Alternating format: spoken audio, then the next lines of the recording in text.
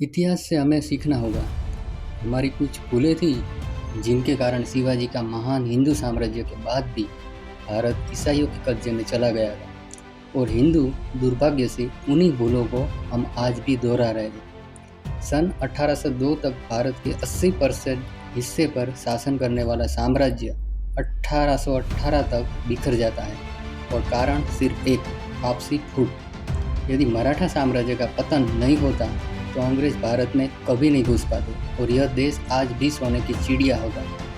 हर साम्राज्य का एक दस्तूर होता है कि पहले तो समाज एकजुट होकर बुराई से लड़ता है, बुराई हार जाती है और वह समाज राष्ट्र का निर्माण करता है। इसके बाद वही समाज आपस में बैर रखना शुरू कर देता है, जिसके नतीजे में राष्ट्र का पतन हो जाता है। सन 1674 में छत्रपति शिवाजी महाराज ने हिंदू राष्ट्र की पुनर्स्थापना के लिए मराठा साम्राज्य की नींव रखी। 1757 में मुगल सल्तनत खत्म हो गई और मराठा साम्राज्य में उसका विलय हो गया। 1775 में अंग्रेजों ने भारत पर कब्जा करने के लिए युद्ध किया और मराठाओं ने उन्हें भी पराजित कर दिया। अब सोचो, अंग्रेजों को हराकर मराठा साम्राज्य एशिया में सबसे बड़ी ताकत बना। उस समय मराठा साम्राज्य में भी सबसे बड़ी शक्तियाँ थी। ग्वालियर के महाराजा महादजी सिंधिया और इंदौर की महारानी अहिल्याबाई। मगर 1801 तक स्थिति बदल गई। महादजी सिंधिया की मृत्यु हो चुकी थी और उनके 22 वर्षीय पुत्र दौलत राव राजा थे। के अतिरिक्त इंदौर में भी अहिल्याबाई की जगह 23 वर्षीय यशवंत राव होलकर राज कर रहे थे। उस समय 25 वर्षीय बाजीराव द्वितीय पेशवा थे। पेशवा को कैसे शासन करना चाहिए इसका उन्हें कोई ज्ञान नहीं था।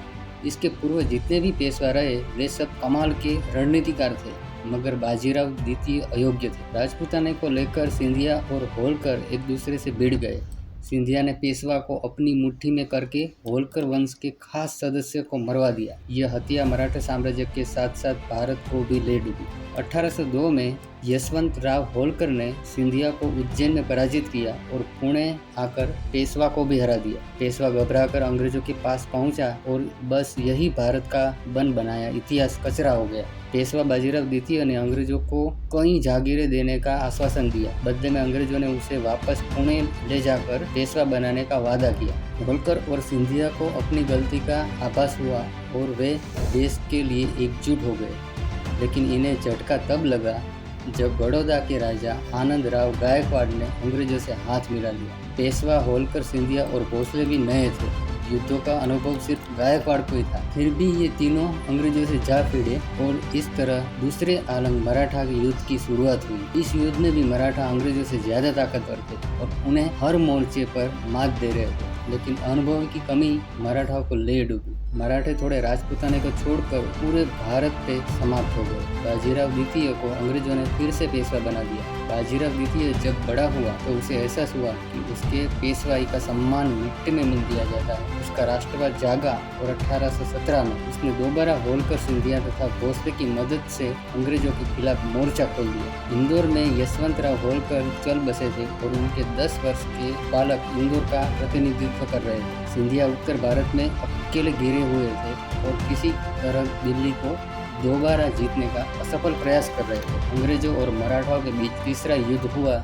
इसमें मराठाओं की न सिर्फ पराजित हुई बल्कि साम्राज्य का पतन भी हो गया और बाजीराव द्वितीय को अंग्रेजों ने पुणे से निकालकर बिठूर में 8 लाख रुपए सालाना की जागीर दे दी। पेशवाई और मराठा साम्राज्य जैसे ही समाप्त हुआ, भारत माता एक बार फिर 130 वर्षों के लिए गुलामी की जंजीरों में जकड़ दी गई। अब आप खुद अंदाजा लगाए, 1800 तक पूरे भारत पर राज कर रहा एक साम्राज्य 1818 में कैसे समाप्त हो गया। पहला कारण था मराठा राजाओं ने राजपूताने से संबंध अच्छे नहीं रखे। मराठा राजपूतों से चौथ वसूल रहे थे मगर उनके राज्य के हितों को लेकर सजग नहीं थे। मराठाओं की तीसरी गलती थी अनुशासनहीनता।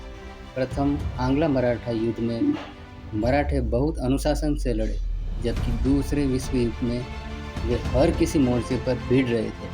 वे दिल्ली, पुणे, गुजरात और राजपूताना में एक साथ अंग्रेजों से लड़ रहे थे। ये नतीजा विजयी कहीं भी नहीं मिला। मराठाओं के पतन का चौथा कारण स्वयं नियति थी। सारे योद्धा अनुभवहीन थे और अनुभवी योद्धा गायकवाड़ अंग्रेजों के साथ। संभाजी महाराज, पेशवा बाजीराव प्रथम और महादजी सिंधिया जैसे महानुभाव मराठों को छोड़कर जा चुके। नतीजा यह हुआ कि मराठे मरने मारने से अधिक कोई रणनीति नहीं बना सके और अपने अंत तक स्वयं पहुंच गए। ये थे वे 4 आधार स्तंभ जिन्होंने मराठा साम्राज्य को गिराने में अहम भूमिका निभाई।